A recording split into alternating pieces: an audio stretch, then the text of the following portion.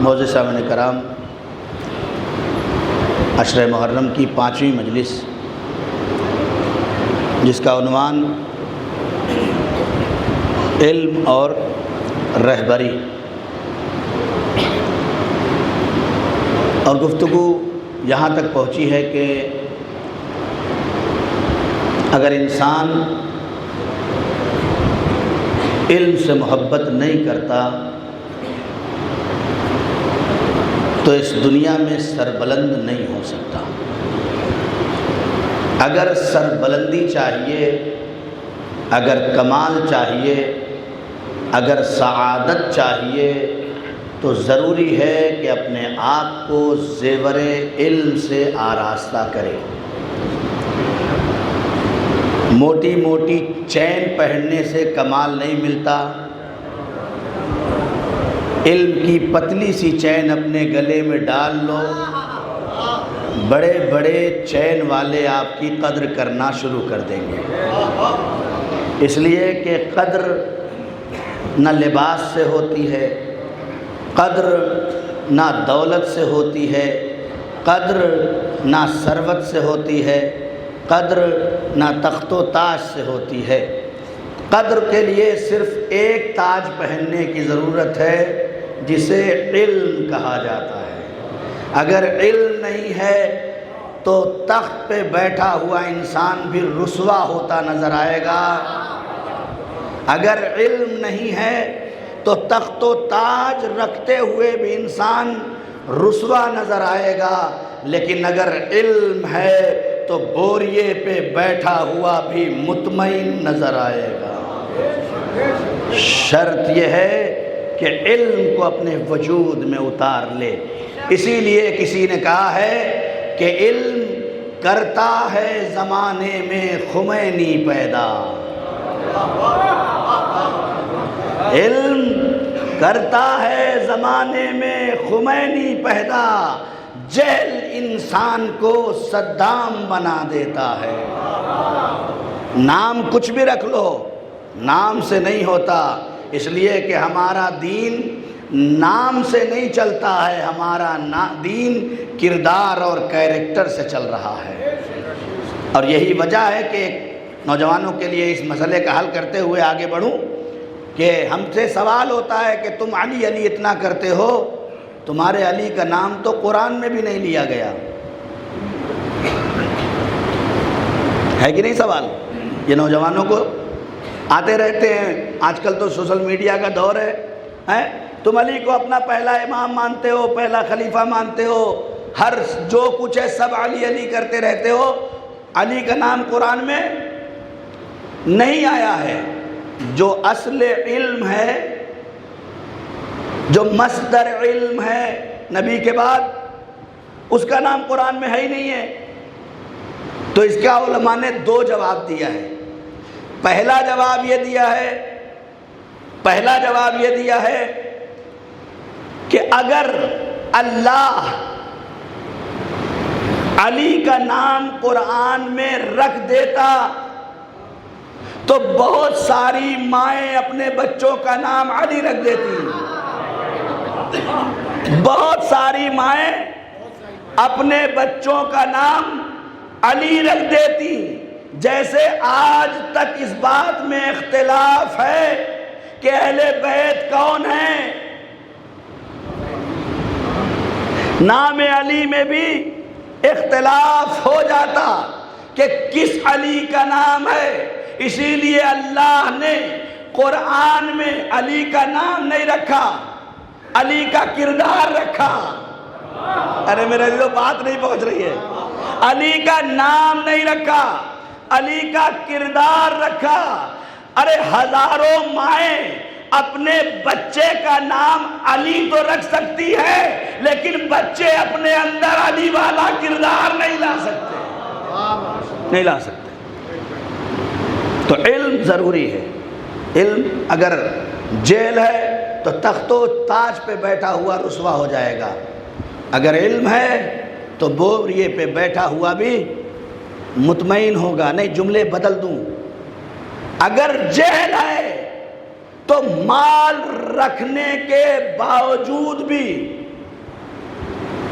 سکون نہیں ہے، لیکن اگر علم ہے تو غربت میں بھی شاہی کا مزہ ہے۔ یہ صرف کہہ نہیں رہا ہوں، یہ پورے تاریخ ہے۔ اگر آپ دیکھیں کہاں سے شروع ہوتا ہے علم، بس گفتگو کا کل سے جوڑ دوں، کہاں سے شروع ہوتا ہے؟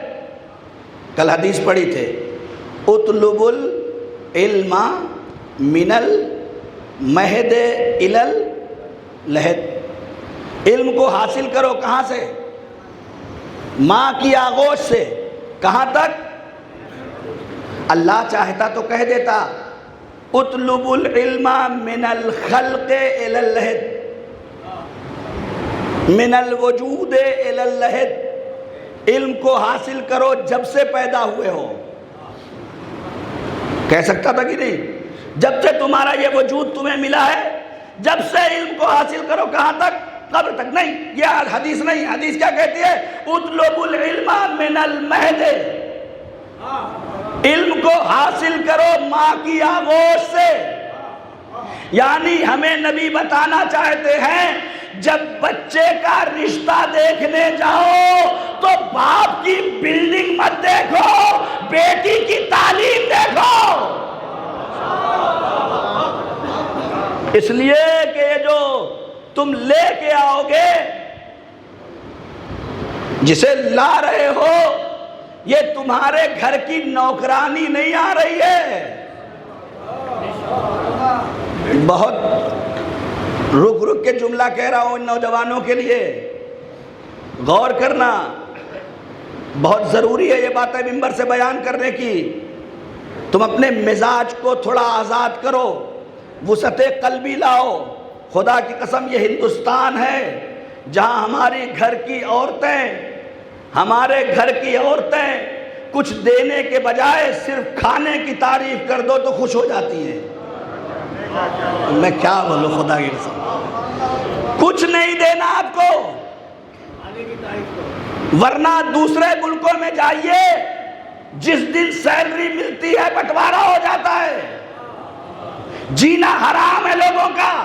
اور آپ کے ہاں صرف ایک وقت کے روٹی کی تعریف کر دینے سے اس کی محبتوں میں اضافہ ہو جاتا ہے۔ ارے لعنت ہے ایسے شخص کے اوپر جو اپنے گھر میں داخل ہو اور اپنی بیوی کی خوشی کا نہیں بلکہ غصے کا سبب بن جائے۔ لعنت ہے۔ تاریخ اور علماء اور تمام احادیث کا اگر نچوڑ آپ دیکھیں گے تو یہی ہے۔ دن بھر آپ باہر رہ رہے ہیں، اب بات آ گئی ہے، میرا کیا کروں، مجبوری ہے، صلوات پڑھ دے محمد و آل محمد۔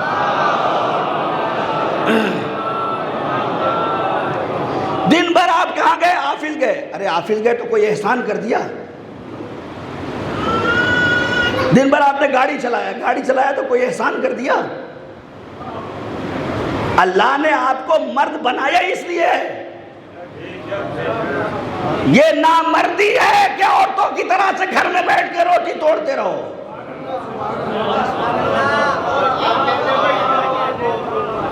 مرد تو کہتے ہی اسے ہیں جس کے بازوؤں میں اتنی طاقت ہو تو وقت پڑے تو بیلچا بھی اٹھا لے۔ نہیں، جملے بدل دوں، مرد تو کہتے ہی اسے ہے، یہ تو تمہارا مرد ہے، لیکن جسے رسول مرد کہے، جسے رسول مرد کہے اسے دیکھو جب وقت پڑتا ہے تو یہودی کے باغ میں بیلچے بھی اٹھاتا ہے، وقت پڑتا ہے تو باب خیبر بھی اٹھاتا ہے۔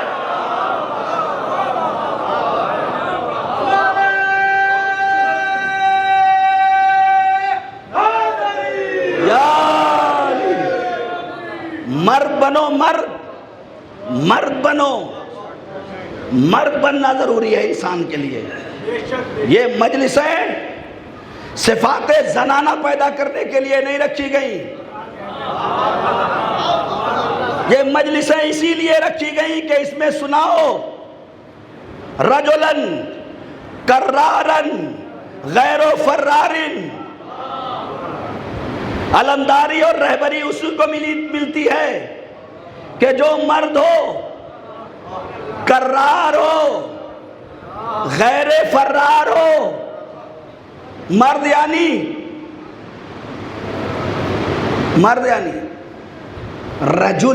رجل کہتے ہیں عربی میں مرد کو، رجل کہتے ہیں عربی میں مرد کو۔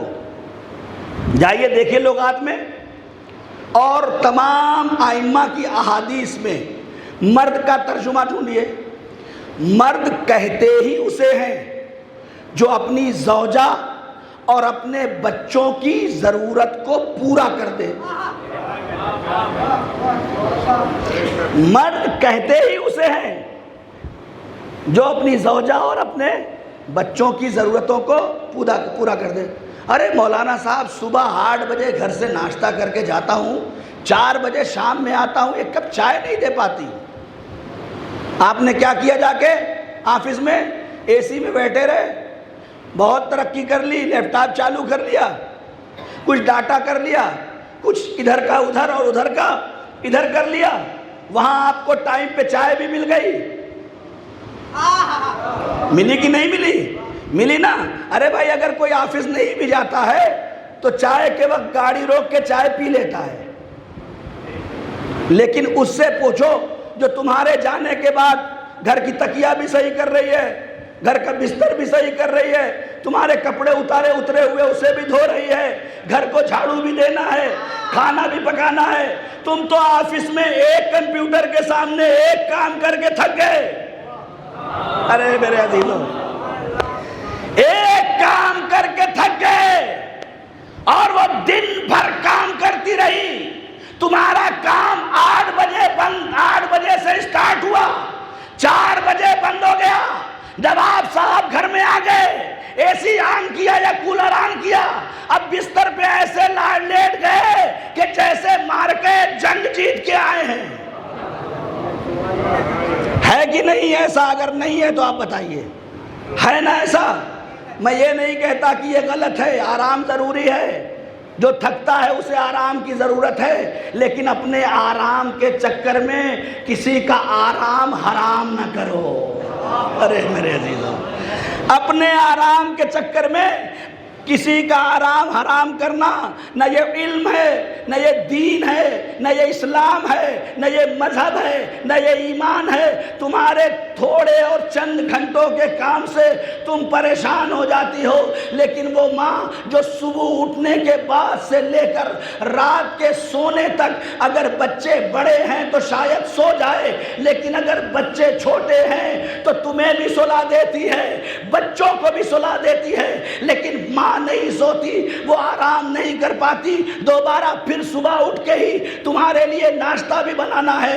ہمارے علماء کہتے ہیں جب گھر سے جایا کرو تو اپنی زوجہ کا ہاتھ چوم کے جایا کرو، اور جب واپس آیا کرو تو اپنی زوجہ کا ہاتھ چوما کرو، اس لیے کہ تم ہی ہمارے گھر کو ویسے چلا رہی ہو جیسے چلنے کا حق ہے۔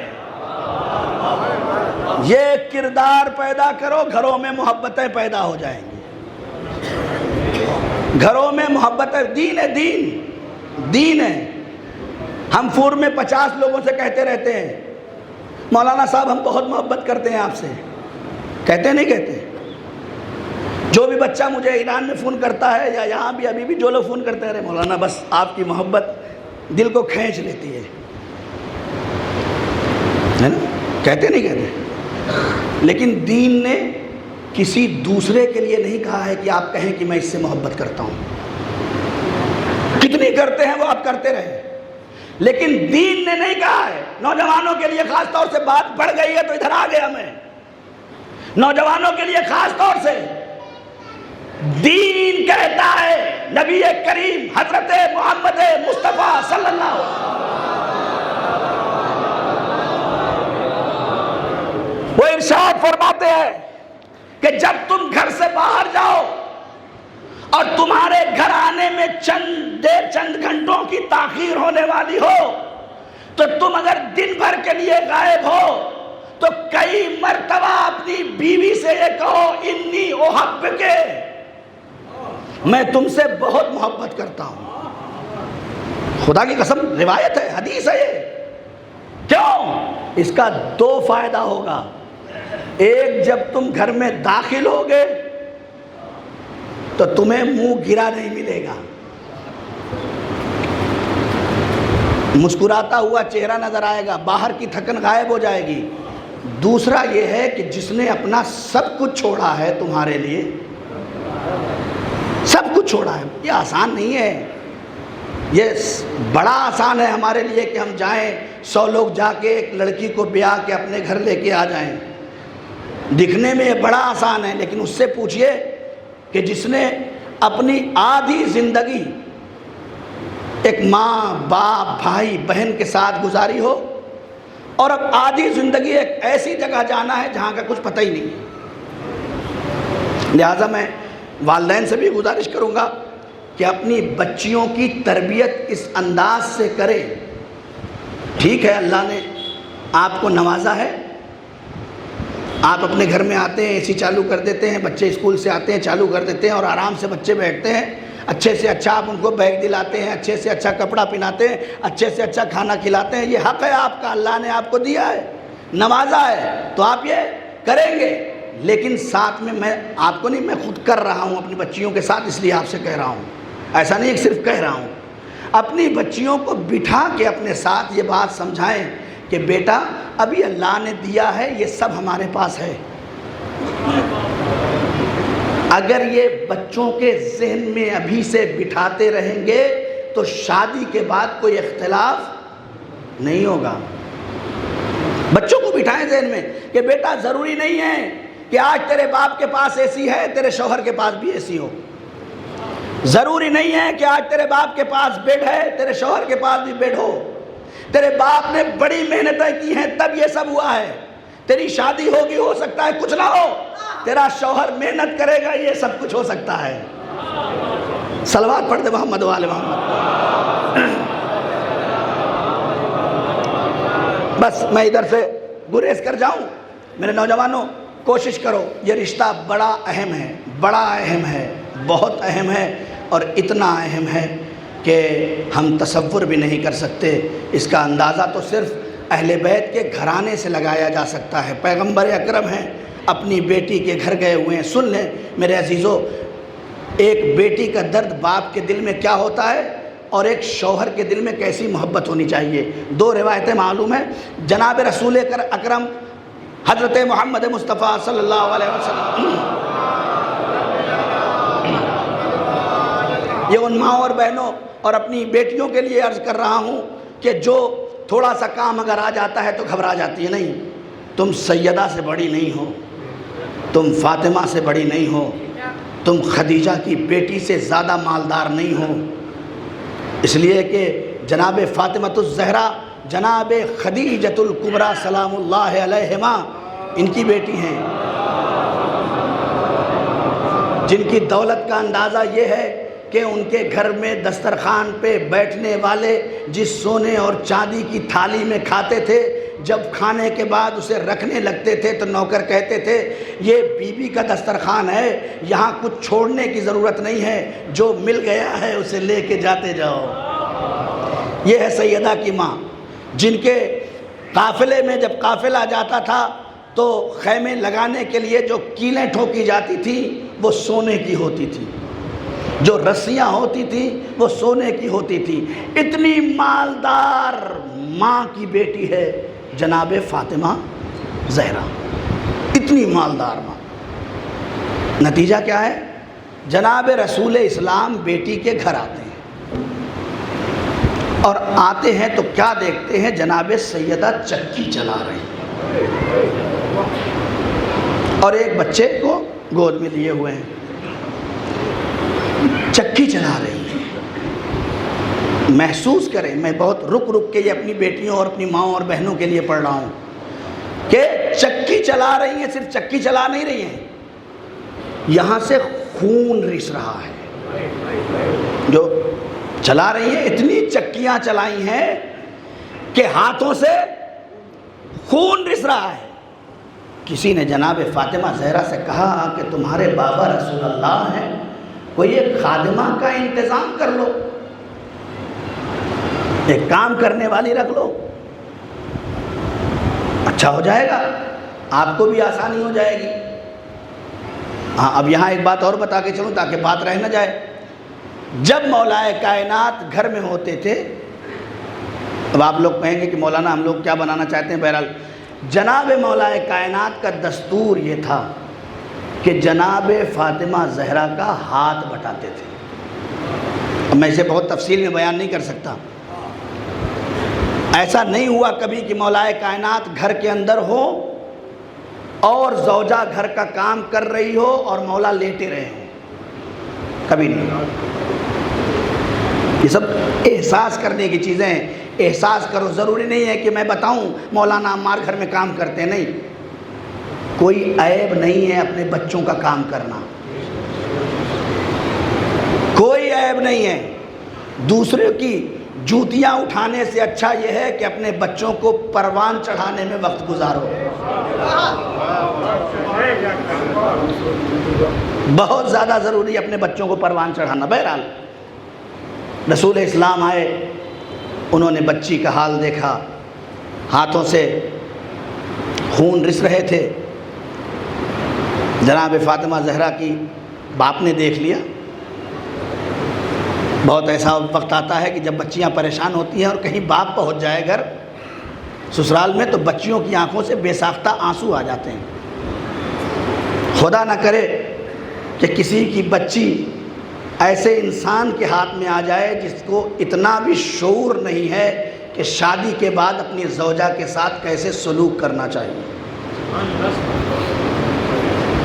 بہت اہمیت کا حامل ہے جملہ، عزت کرو، اس لیے کہ یہ کفو بن کے آئی ہے، تمہاری عزت بن کے آئی ہے۔ اپنی عزت کو اپنے گھر میں محفوظ رکھو۔ اگر ذرا سی آواز بلند ہو جاتی ہے تو محلے والے مذاق اڑاتے ہیں، صلح نہیں کراتے۔ لہذا تمہارا عزت تمہارے حوالے۔ بیٹی رونے لگی، آنکھوں سے جناب سیدہ کے آنسو جاری ہو گئے، پروان چڑھا رہی ہیں بچوں کو۔ باپ نے دیکھا ہاتھوں سے خون، جناب رسول خدا نے پوچھا بیٹی یہ ہاتھوں سے خون کیسے رس رہا ہے؟ بابا چکی چلاتی ہوں، چکی چلاتی ہوں تو اتنی کثرت سے مجھے چکی چلانی پڑتی ہے کہ صرف مجھے اپنا پیٹ نہیں بھرنا ہے بابا، علی حسن حسین یہ تو ہے ہی ہیں بابا، ہمارا گھرانہ ایسا ہے کہ دروازے پہ اکثر کوئی نہ کوئی سوالی بھی آ جاتا ہے، لہذا بابا پورا انتظام کرنا پڑتا ہے۔ بیٹی دو آپشن ہیں، دو راستے ہیں، تم اگر کہو تو میں تمہارے لیے ایک خادمہ کا انتظام کر دوں، یا اگر کہو تو اللہ نے مجھے ایک تسبیح عنایت فرمائی ہے وہ تمہارے حوالے کر دوں۔ جناب فاطمہ زہرا سلام اللہ علیہا فرماتی ہیں صلی اللہ علیہ وسلم، اے میرے بابا خادمہ آ کے کیا کرے گی، ابھی میرے ہاتھ سے رس رہے ہیں، کل اس کے ہاتھ سے بھی خون رسیں گے، اس لیے کہ یہ کام ہے چاہے وہ کرے یا میں کروں۔ اگر اللہ نے کوئی تسبیح عنایت فرمائی ہے تو وہ مجھے ہدیہ کر دیں۔ جناب رسول اکرم صلی اللہ علیہ وآلہ وسلم نے جناب سیدہ کو یہ تسبیح دی کہ اے میری بیٹی جب تم کام کرنے لگو تو خدا بند عالم نے مجھے یہ تسبیح دی ہے اور میں تمہیں ہدیہ کر رہا ہوں کہ جب تم کام کرنے لگنا تو اپنی زبان سے 34 مرتبہ اللہ اکبر، 33 مرتبہ الحمدللہ اور 33 مرتبہ سبحان اللہ کہو، خدا گھر کے سارے امور تمہارے لیے آسان کر دے گا۔ صلوات پڑھ دے محمد۔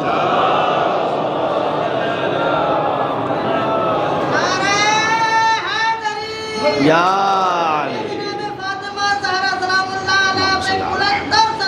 اللہم صلی علی محمد بس میرے عزیزو، گفتگو یہاں تک پہنچ گئی تو یہ تسبیح جو تسبیح فاطمہ زہرا ہمارے پاس ہے یہ وہی تسبیح ہے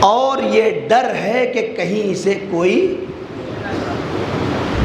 یا چوری کر لے یا غائب کر لے یا کچھ کر لے یا اسے نقصان پہنچا دے. تو بس ایک کام کرو، تسبیح حضرت فاطمہ زہرا سلام اللہ علیہا، ترتیب یہ والی، یعنی پہلے 33 مرتبہ اللہ، 34 مرتبہ اللہ اکبر، پھر سبحان اللہ اور پھر الحمدللہ. بڑے سے بڑے اور قیمتی سامان، آپ اگر بس اسٹاپ پہ بھی کوئی سامان چھوڑ کے آ گئے ہیں، میں اور واضح کر دوں یہ میرے ساتھ ہو چکا ہے تب بتا رہا ہوں، کسی بس اسٹاپ پہ بھی، کسی ٹرین کے اسٹیشن پہ بھی اگر سامان آپ کا کہیں چھوٹ گیا، آپ سے آپ آگے بڑھ گئے، تو علماء کہتے ہیں کہ اگر یہ تسبیح اس نیت سے پڑھ لے کہ پروردگار جناب شہزادی کے صدقے میں میرے مال کی حفاظت فرما، تو جب تک پلٹ کے آپ جائیں گے نہیں، کسی کی مجال نہیں ہے کہ اس سامان میں ہاتھ لگا دیں. لہذا یہ ایک کام کریے، سفر پہ نکلیے تو یہ کام کریے. اور ایک بات، اب جب یہاں تک تسبیح تک آ گئے ہیں تو ان نوجوانوں کو چونکہ حالات بڑے خراب ہیں، راستے بڑے خراب ہو چکے ہیں، اور ڈرائیونگ بھی آج کل جو ہے بہت خطرناک ہے، اور اللہ تمام جوانوں کی حفاظت فرمائے. ان کے جوان خون ہے، گرم خون ہے، باپ کا کمایا ہوا پیسہ ہاتھ لگتا ہے، 90,000 1 لاکھ 2 لاکھ کی گاڑی خریدتے ہیں، اور اس کے بعد جب روڈ پہ چلتے ہیں تو یہ بھی بھول جاتے ہیں کہ یہ سائیکل والا اور یہ رکشے والا بھی ہے. کل ہم بھی سائیکل سے چل کے یہاں تک پہنچے ہیں، ہے نا؟ یہی تو ہوا ہے. ہمارا دین، ہماری شریعت کہتی ہے کہ اگر کوئی تمہارے آگے سے سائیکل والا جا رہا ہو تم اسے ہوں ہوں ہوں ہوں کر کے ڈرا کے آگے مت جاؤ، بلکہ تھوڑی دیر رک جاؤ، اسے نکل جانے دو. اگر کوئی بوڑھا تم سے آگے بڑھ رہا ہے اور تم جوان ہو تو یہ جوانی کی علامت نہیں ہے کہ اسے دھکے مار کے آگے بڑھ جاؤ. جوانی کی شرافت یہ ہے کہ اسے آگے بڑھاؤ اور تم پیچھے پیچھے اس کے آگے جاؤ. یہ ہوتا ہے. اور آج کے یہ کتنا بھی آپ کہیں گے، یہ انسان کی فطرت میں ہے کہ جب نئی چیز آتی ہے تو اس کا ایک انقلاب ظاہراً دکھائی دیتا ہے. لہذا ان بچوں کے لیے ہے کہ اگر سفر کرتے ہو پہلے تو اپنے آپ کو روکو. اگر ایسی سڑکوں پہ جا رہے ہو جو 2 طرفہ ہے تو کوشش کرو کہ 70-80 کی اسپیڈ سے زیادہ نہ جاؤ. کہاں کیا خطرہ آئے گا کچھ پتہ نہیں ہے. یہ ہندوستان ہے، دوسرے ملکوں میں نہیں خطرہ ہوتا ہے، اس لیے کہ دوسروں ملکوں میں نہ کتا آتا ہے، نہ بلی آتی ہے، نہ گائے آتی ہے نا. وہاں صرف انسانوں کا خطرہ ہے، اور یہاں نہ جانے کس کس چیز کا خطرہ ہے، کون کہاں سے کب آ جائے کچھ پتہ نہیں ہے. بس آخری بات کہہ کے، جب گھر سے نکلو تو دعائے سفر تو پڑھتے ہوں گے آپ، اور نہیں پڑھتے ہیں تو یاد کر لیجئے، چھوٹی سی ہے. دعائے سفر ضرور پڑھیں، آیت الکرسی پڑھیں، آیت الکرسی پڑھیں. ہزاروں روایتیں ہیں اس بارے میں، بتائی نہیں جاتی. آیت الکرسی پڑھ کے اپنے گھر سے نکلیں. نبی کریم فرماتے ہیں کہ اگر آیت الکرسی پڑھ کے ایک پتھر اپنی جگہ رکھا جائے گا اور جب تک پلٹ کے نہیں آئے گا انسان، وہ پتھر اپنی جگہ سے ہٹ نہیں سکتا. لہذا اپنے آپ کو حادثات سے بچانے کے لیے ضروری ہے کہ آپ آیت الکرسی پڑھیں. ایک اور روایت ہے کہ ہر نماز کے بعد اگر کوئی آیت الکرسی پڑھتا ہے تو خداوند عالم خود فرماتا ہے کہ اس کے اور جنت کے درمیان کوئی شے حائل نہیں ہو سکتی. دوسری روایت ہے کہ اگر رزق میں بہت زیادہ تنگی تمہارے یہاں ہو رہی ہے تو صرف 2 کام کرو. ایک، سلوات کی بہار کر دو، اللہم صلی علی محمد. ہاں، پڑھو نہیں ہے، بہا دو. ایک ہوتا ہے پڑھنا اور ایک ہوتا ہے بہا دینا.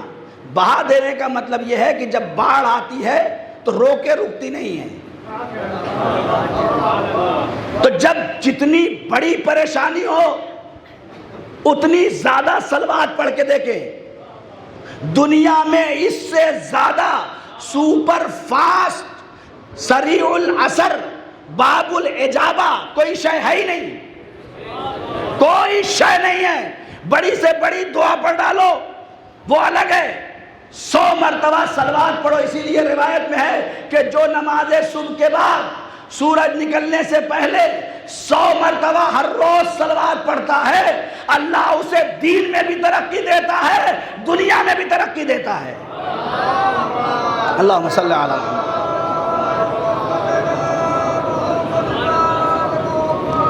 بس میرے عزیزو، گفتگو تمام ہو گئی. یہ چیزیں وہ ہیں جو ضروری ہیں. کچھ باتیں آ گئیں درمیان میں اور آپ کے سماعتوں کی نظر ہو گئیں، اور میں امید کرتا ہوں کہ شاید یہ باتیں جو ہوئی ہیں یہ میرے نوجوانوں کے لیے عبرت آمیز ہوں گی، اور یہ اپنی زندگی میں یہ محسوس کریں گے. دیکھیے ہم لوگ تو گزر گئے اب اس مرحلے سے، لیکن ضرورت ہے کہ ان کی ایسی تعمیر شخصیت کیا جائے کہ ہمارے ان نوجوانوں کو دیکھ کے دوسرے جوان سیکھیں کہ اگر جوانی ہو تو ایسی ہو. یہ کمال ہے، یہ کمال ہے. ورنہ پھر جیسے سب جی رہے ہیں ویسے آپ جی رہے ہیں، جیسے سب شراب پی رہے ہیں ویسے آپ پینے لگیں، جیسے سب گالیاں دیتے ہیں ویسے آپ دینے لگیں، جیسے سب فساد کرتے ہیں ویسے آپ کرنے لگیں، تو پھر علی کے چاہنے والوں میں اور غیروں میں فرق کیا رہ جائے گا؟ علی کے چاہنے والوں کا انداز یہ تھا کہ گالیاں سن کے دعائیں ہدایت کرتے تھے. اور یہ پوری تاریخ کا نچوڑ آپ کی خدمت میں کر رہا ہوں کہ ہم سے زیادہ طاقت مالک اشتر کے پاس تھی. تھی کہ نہیں تھی؟ مالک اشتر چاہتے تو میرے جیسے انسان کو اگر ایک تھپڑ مار دیتے تو 1 ہفتہ اٹھ نہ پاتا، اتنی طاقت تھی. اور نہیں بتا دوں، جب حاکم شام نے یہ کہا تھا کہ میرے پاس جو ہے وہ رائی کے دانوں کے برابر لشکر ہے، یہی تو کہا تھا. طاقت دیکھے مالک اشتر کی، میرے پاس رائی کے دانوں کے برابر لشکر ہے. تو ترما ابن عدی نے کیا کہا تھا تمہارے پاس رائی کے دانوں کے برابر لشکر ہے نا، علی کے پاس ایک ایسا شتر مرغ ہے.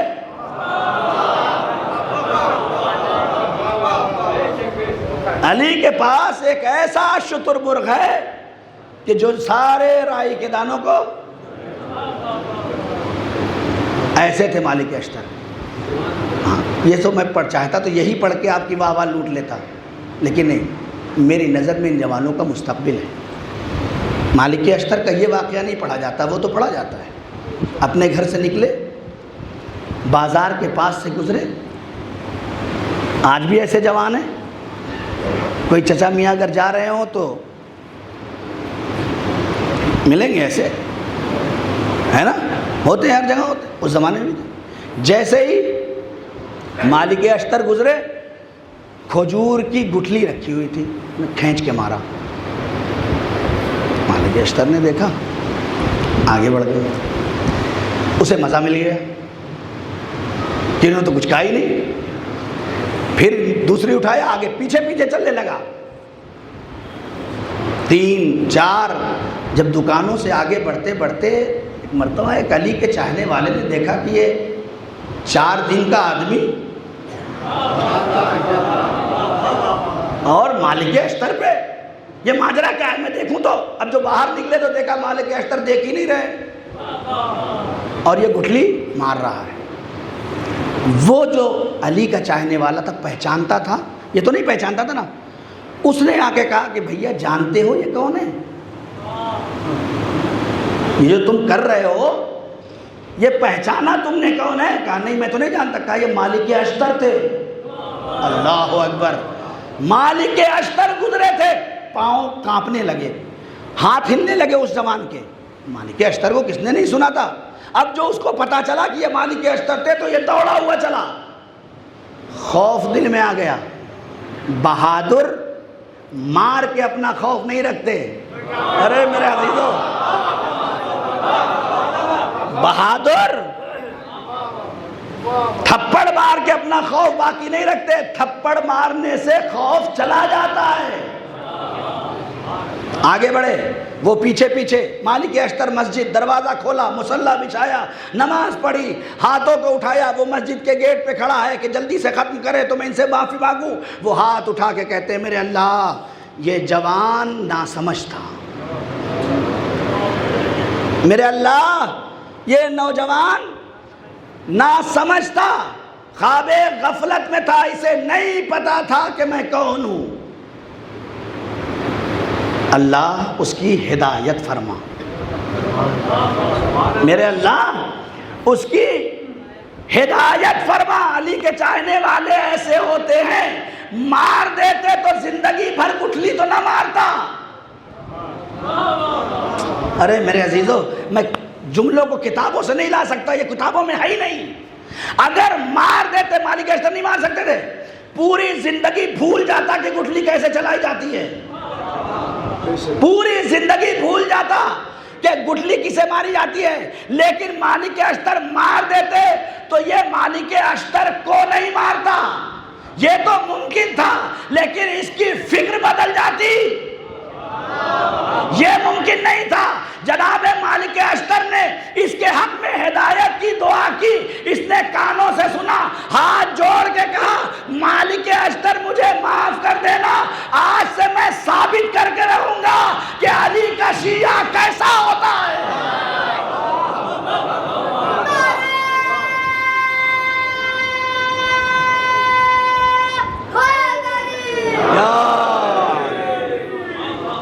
آج کے بعد میں اپنے کردار سے ثابت کر کے دکھاؤں گا کہ علی کا شیعہ کیسا ہوتا ہے۔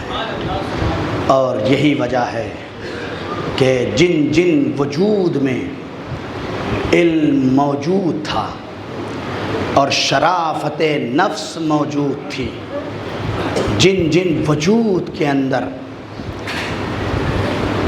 شیعت علی ابن ابی طالب کا کردار موجود تھا، ان میں سے کسی کو حسین مظلوم نے چھوڑا نہیں، کسی کو نہیں چھوڑا۔ 72 کی روایت ہے، لیکن 113 تک کی روایت ہے کربلا میں آنے والوں کی۔ 72 تو شہید ہیں، روایت ہے کہ 113 تک لوگ امام حسین کے قریب آئے ہیں۔ جن لوگوں نے بھی امام حسین سے کہا کہ مولا آپ کربلا مت جائیے، آپ شام چلے جائیے، آپ دمشق چلے جائیے، آپ بصرہ چلے جائیے، الگ الگ لوگوں کا قول ہے، میں جلدی جلدی کہہ رہا ہوں۔ امام نے ان سب کو چھوڑ دیا،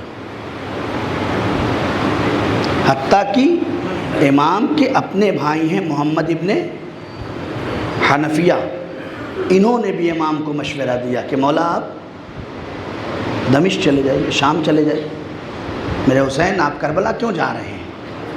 امام نے انہیں بھی چھوڑ دیا، اس لیے کہ امام جانتے ہیں کہ جو امامت کو مشورہ دے اور ابھی امام کے فعل پر راضی نہ ہو، وہ کربلا میں شامل ہونے کے لائق نہیں ہے۔ فہرست تیار کی، 5 محرم آ گئی، سیدہ کا لال کربلا پہنچ چکا۔ یہ سنتے ہیں آپ کے 7 محرم سے پانی نہیں تھا، پانی 7 محرم سے ختم ہو گیا تھا، پانی 4 محرم سے ہی نہیں تھا۔ روایت کہتی ہے کہ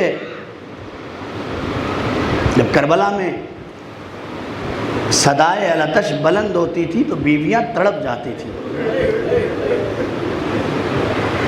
7 محرم آتے آتے، 8 محرم آتے آتے خود بیویاں ناقل ہیں کہ ہم لوگ ایک وقت پانی پیتے تھے، کیا کریں کہ بچے ہر وقت پانی مانگتے تھے۔ یہ سب احساس کرنے کی چیزیں ہیں۔ جہاں امام حسین یہ فرما رہے ہوں کہ اگر دانہ زمین پہ گر جاتا تو بھن جاتا۔ ابھی یہاں کتنی گرمی پڑ رہی ہے،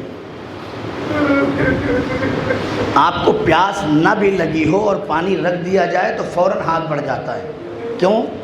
اس لیے کہ اندر سے باڈی کا ٹمپریچر پانی مانگ رہا ہے. جہاں دانا پڑ جائے اور بھن جائے وہاں چھوٹے چھوٹے بچے، گھر نہیں ہیں، خیمہ ہے. محسوس کریں اس کو، گھر نہیں ہے. گھر کی چھت کے اندر کی گرمی اور ہے، اور کپڑے کا خیمہ ڈال کے اس کے اندر رہنا، اس کی گرمی اور ہے. خدا کی قسم ہمیں تو پتہ بھی نہیں چلتا کہ کربلا کے بچے کتنے پیاسے تھے. میں پتہ نہیں مصائب میں وہاں تک پہنچ پاؤں گا کہ نہیں، لیکن چونکہ آج 5 محرم ہے، جناب زینب کے 2 چھوٹے چھوٹے بچوں کے مصائب پڑھے جاتے ہیں. میں ساری باتوں سے گریز کر کے اپنے مصائب پہ آ جاؤں کہ جناب زینب نے بھی اپنے بچوں سے جب رات کی تاریکی میں ہر ماں اپنے بچے کو سمجھا رہی تھی کہ میرے لال کل حسین پہ وقت ہے، تم تیار رہنا. جناب زینب بھی اپنے دونوں بچوں کو اپنے خیمے میں لٹا کے یہی کہہ رہی تھی، میرے بچوں تم حیدر کرار کے نواسے ہو، تم جعفر طیار کے پوتے ہو، کل اپنے ماموں پہ ایسی جنگ کرنا ماموں کے ساتھ کہ دنیا دیکھتی رہ جائے. یہ کہتے کہتے جناب زینب نے بھی اپنے بچوں سے ایک نصیحت اور وصیت کی، اے میرے بچوں لیکن یاد رکھنا اگر جنگ کرتے کرتے نہر فرات کے قریب پہنچ جانا تو پانی کو ہاتھ نہ لگانا. کیوں؟ اس لیے کہ علی اصغر پیاسا ہے میرے بچوں، سکینہ پیاسی ہے. یہ وصیت بتا رہی ہے کہ کربلا میں خیموں کے اندر پیاس کا عالم کیا تھا. ایک ماں جانتی تھی کہ میرے بچے اتنے پیاسے ہیں اس وقت کہ اگر پانی دکھائی دے گا تو پانی پی سکتے ہیں. ماں نے روک دیا، میرے بچوں اپنی پیاس کو روک لینا، حسین کے سامنے شرمندہ نہ ہونے دینا. بس جلدی جلدی مصائب ختم کر دو. آنکھوں میں آنسو آ گئے، حق مجلس ادا ہو گیا، لیکن میں کیا کروں؟ کائنات میں زینب کے علاوہ کوئی ماں ایسی نظر نہیں آئی. کربلا میں یوں تو ام لیلہ کا لال بھی شہید ہوا، ام فروہ کا لال بھی شہید ہوا، ایک ایک بیوی کے بچے شہید ہوئے، لیکن زینب کے اون محمد جیسے کوئی نہیں نظر آتے. کیوں؟ اس لیے کہ ہر بیوی کے شہید پہ رونے والی ماں رو رہی تھی، لیکن زینب حسین کے بعد نہیں روئی. اون محمد چلے جنگ کرنے کے لیے کربلا میں پہنچے، جنگ کرتے رہے. ایک مرتبہ کرتے کرتے نہر فرات کی طرف پہنچ گئے. چھوٹے بھائی نے بڑے بھائی سے کہا، بھیا اے بھیا اللہ کا شکر ہے ہم نے جنگ کرتے کرتے اپنے آپ کو نہر تک پہنچا دیا اور نہر پہ قبضہ بھی ہو گیا. اے بھیا پانی تو نہیں پی پائیں گے، اس لیے کہ ماں کی وصیت ہے. اے کاش سکینہ کی مشق لے کے آیا ہوتے، اے کاش سکینہ کی مشق لے کے آئے ہوتے. جب بچے نہر کی طرف پہنچ گئے، 9 لاکھ کے لشکر نے یلغار کر دیا. روایت کہتی ہے ایک گر اون کے سر پہ لگا، ایک تلوار محمد پہ لگی، اون ادھر گر گئے، محمد ادھر گر گئے.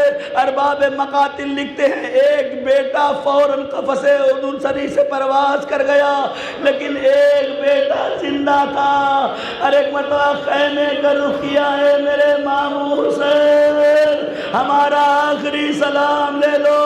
حسین دوڑے ہوئے آئے، اون کو اٹھایا، محمد کو اٹھایا، ارے سہارے سے اٹھا کے لے کے چلے.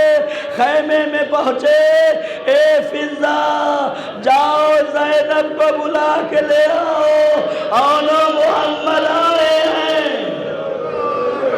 اون محمد آئے ہیں. زینب آئی، ایک طرف اون کو رکھا، ایک طرف محمد کو رکھا، درمیان میں خود بیٹھ گئی.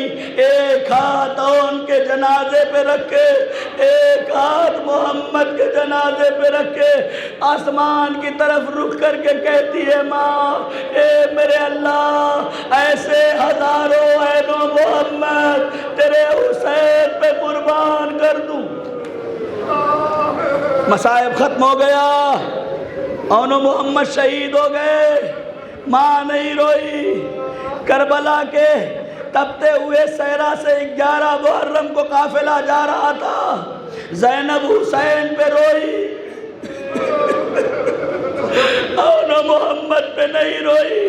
مقتل کے جملے ہیں کہ جب 2 ننھے لاشوں پر نظر پڑی، زینب نے اپنی آنکھیں بند کر دی، بس چلتے ہوئے آنکھ کھول کے ایک جملہ کہا، اے میرے بچوں ماں جا رہی ہے، خدا حافظ۔ اے عینوں محمد زینب کربلا سے جا رہی ہے، زینب چلی گئی، زندان شام میں رہی، آزاد ہوئی، آواز دی کربلا ہو کے جائیں گے، مدینے کربلا ہو کے جائیں گے، مدینے کربلا ہو کے جائیں گے۔ قافلہ چلا، کربلا پہنچا، ایک ایک بی بی نے اپنے آپ کو اپنے وارثوں کی قبر پہ گرا دیا۔ لیلا نے اکبر کی قبر پہ، فروا نے قاسم کی قبر پہ، رباب نے علی اصغر کی قبر پہ، لیکن روایت کہتی ہے زینب ارے میدان کربلا میں تنہا کھڑی ہے، جاؤں تو کدھر جاؤں، ادھر میرا شیر عباس ہے، ادھر میرا ماجایا حسین ہے، ادھر میرے بچے اور محمد ہے۔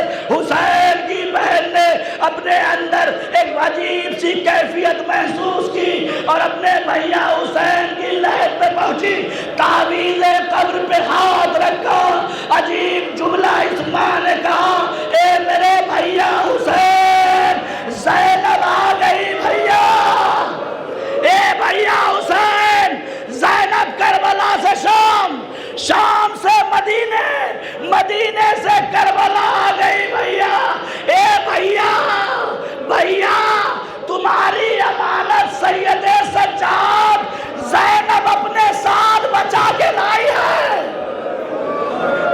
روتے ہوئے گھروں تک جاؤ گے، خدا کی قسم تعویذ قبر پہ ہاتھ رکھے گا، بھیا تمہارا سجاد زینب بچا کے لائی ہے بھیا، اے بھیا ارے زینب کے دل سے پوچھو، اے میرے حسین تمہیں باپ کہنے والا سجاد زندہ ہے، لیکن مجھ غریب کو ماں کہنے والا اب کوئی نہیں ہے، بس عینوں محمد تھے جو کربلا میں شہید ہو۔ سَيَعْلَمُ الَّذِينَ ظَلَمُوا أَيَّامَ قَلْبِ يَنْقَلِبُونَ۔ اِنَّا لِلَّهِ وَإِنَّا إِلَيْهِ رَاجِعُونَ۔ رضاً بِقَضَائِهِ وَتَسْلِيمًا لِأَمْرِهِ۔ رَبَّنَا تَقَبَّلْ مِنَّا إِنَّا